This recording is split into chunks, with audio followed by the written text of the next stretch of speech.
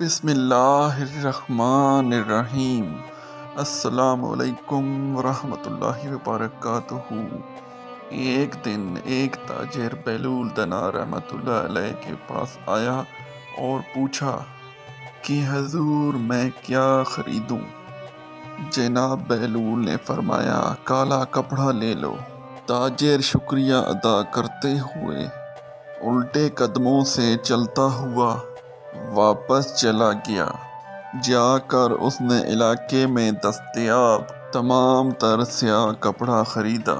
کچھ دنوں بعد شہر کا بہت بڑے آدمی کا انتقال ہو گیا۔ رواج کے مطابق ماتمی لباس کے لیے سارا شہر سیاہ کپڑے کی تلاش میں نکل کھڑا ہوا۔ اب سارا کپڑا اس تاجر کے پاس ذخیرہ تھا۔ اس نے منہ مانگے داموں فروخت کیا اور تاجر نے اتنا نفع کمایا جتنا ساری زندگی نہ کمایا تھا، اور بہت ہی امیر کبیر ہو گیا۔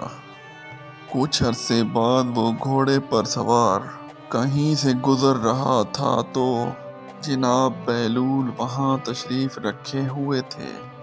وہ وہیں گھوڑے پر بیٹھا بے ادبی سے بولا، اوئے دیوانے، اب اس بار کیا لوں؟ بہلول نے فرمایا تربوز لے لو۔